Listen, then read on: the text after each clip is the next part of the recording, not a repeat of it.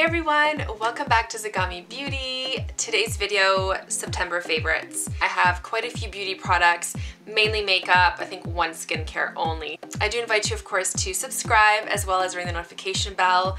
Yeah, so let's just get straight into the products. Okay, this top's gonna really annoy me because I'm not sure, like, is it off the shoulder? Is it not? Like, I don't know, we're just gonna kind of leave it. Okay. So first things first, let's just get this out of the way. Natasha Denona Glam palette. I absolutely love this palette. I've been using it on the daily when I just don't feel inspired to do anything crazy, because usually for work, let's face it, I'm just doing something neutral. I will go for this palette. It is so easy. It has everything straight up named out for you, where to put it. It goes into your transition shade, your crease shade, your outer eye, your center eye. Like, it's just so easy if you don't want to think about which shade to use. And of course you can mix and match. It has just such a beautiful array of neutral shades. It is truly unbelievable. One of my favorite palettes from Natasha Denona, mainly because it literally has everything you need in it. I found the bronze palette not to be a favorite. It's beautiful, tons of warm tones and stuff, but I was missing, you know, an inner eye color. I was missing that little pop of sort of champagne-y sheeniness for the center of the eye. I was missing a brow bone color in that one. This just has everything in it and a good mix of cool tones, enough warm tones to keep it more wearable and suitable for a lot of warmer skin undertones. This is such a beautifully, beautifully curated palette. Love it so, so much. Okay, next product. I don't know. This is not anything new. This has been in my routine for forever. Like forever. I don't know. Urban Decay Primer Potion. I have it in the color Sin. This is just a necessity when you do your eye makeup, and I've realized that because I forgot to put this on one day when I put on actually the Glam palette, and by the end of the day it mostly wore off. And I remember my review video I talked about how, you know, how well it wears, and it does wear well, but without this I just feel like, I don't know, I don't know. You need this. You need this in your life in order for your eyeshadow to wear properly. It's not overly tacky, so when you put it on, it just smooths everything out. It's not a really thick base, or it's not going to neutralize really any veins or anything on your eyes, so don't expect that. But it just gives it enough of a base, and it holds on to the eyeshadow for the whole day. I love this stuff, and what can I say? It's a must. Okay, next product, still sticking in the eye-ish category, Anastasia Beverly Hills Brow Pen. This is their version of an ink or pen to create a microblading effect. I know I did a comparison with this and the Benefit microblading pen. I loved the even effect it gave, but the colors in that line in general just do not suit me. They're always on the warm side no matter what. I got the color blonde and it's a little bit too light. It's still a little bit too warm. This in medium brown is just perfection. It's not overly dark, but dark enough to give those defined eyebrow hairs. I'm gonna just kind of come in close. Hopefully it picks it up. It's just so, so good. It really gives you that defined look. Yes, it does take some practice to draw in those hairs, but you'll be a pro in no time as long as you kind of keep using it on the daily. I love it so, so much. And the color range for Anastasia Beverly Hills is just on point. Like, they know brow products so well, especially when it comes to the undertones and colors, in my opinion. I love it for that reason. This was a surprise to me. Okay, I love obviously the Marc Jacobs bronzers. I have it in Tantric, the original, which is my favorite bronzer of all time. I have it in Tantalize, which is sort of the darkest of the colors, and I was using that to contour during the summertime. And then Tan-tastic went on sale, and it never really pulled me because it just looked too neutral and borderline potential muddy for my skin tone. I know it was a massive hit, and I think it flew off the shelves and it wasn't restocked for a while and all that stuff. But for me, I don't know, I didn't take the plunge with it. And then I'm like, oh, it's on sale. Oh, I don't know, it's cool tone. Maybe I can just use it to contour my nose. I don't know. So I grabbed it. And I love it. I love it going into fall and winter because Tantalize going into fall and winter to contour with is just a little bit too finicky. you know, I have to be more careful.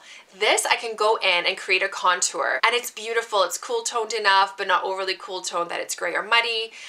It's perfect. I don't want to use this to bronze my face. No, I'll use something a little bit more warmer at the end to bronze, but for contouring my kind of just peripheral areas as well as my nose, I love it so, so much. And the formula, of course, I love because I now have all 3 of them, and that's a little bit insane. But this formula is just, it's so, so good. Last makeup product before we go into skincare and fragrance, Beige Highlighting Fluid. This is in the color Pearl. So it comes in a few different shades. Pearly Glow is one of them. It's definitely going to be in the permanent line. The other one I believe is Sunset something. It's a bronzy one, just as good, just a little bit darker. So now going into September and into October, I'm definitely reaching for this color more. It's quite sheer, easy to work with. You can just tap it in with your fingers. You can use a stippling brush. And I like to just basically put this just on my cheeks, probably before I highlight, just to give that really realistic dewy effect. And then I'll usually put a little bit of powder highlight just on the tops of my cheekbones. It is such a beautiful, beautiful formula. It's not sticky. It doesn't move makeup around. It's so beautiful. And you can mix this in with your foundation just to give it more glow. I don't know if that will show. Beautiful beige kind of like fruity fresh scent. Oh, so, so good. Such a good product. Only one skincare product because I don't change up my skincare very, very much. This made an addition into sort of my nighttime routine. Not a big mask person either. I'm so lazy. You know, by the time 9 or 10 o'clock hits, I don't know, I should be doing masks, like a sheet mask or any kind of mask. I mean, I know for a lot of people that's just a relaxing part of their nighttime routine. So if I can use something overnight, I can do that. I can definitely just slather this on and sleep with it on. Hydra Beauty Camellia Repair Mask.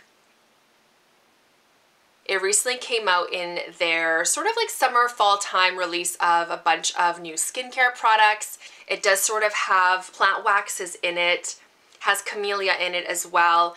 And the texture of this is just so beautiful. You literally just take a little bit of it.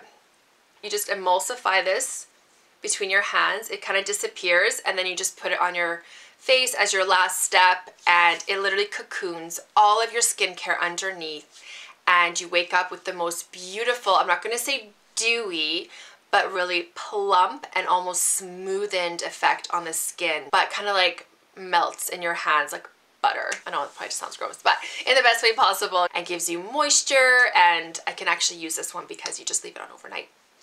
Nothing new in my life, and I rediscover it usually every time fall rolls around. I don't know what it is about fall. I don't know if I started wearing this in the fall one year back 20 years ago. I have no idea, but Stella McCartney Stella fragrance, the Eau de Parfum scent.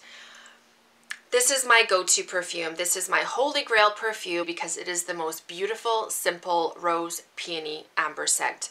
And it's simple. You get a bit of mandarin, I think, at the beginning. Overall, it is just youthful, fresh, warm, non-polarizing rose on the market, in my opinion.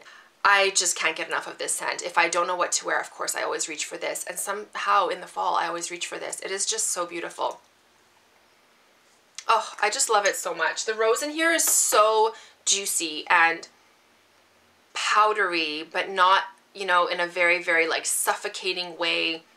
You get something, like I said, juicy and fruity at the beginning. I think it is the mandarin. Then the peony, which is not a very, very strong or distinct floral in my opinion. Just kind of goes in and mingles with the rose and just creates this most beautiful like garden fresh rose vibe.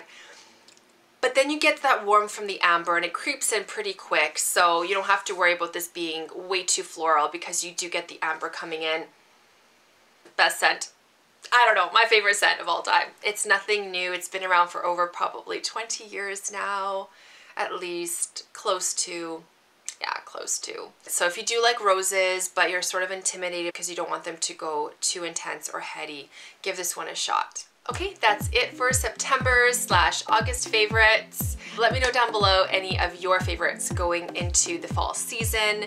Also, if you have any recommendations for other overnight masks that I can try, let me know as well. Other than that, thank you for watching. Don't forget to subscribe before you go, and I'll talk to you guys in my next one.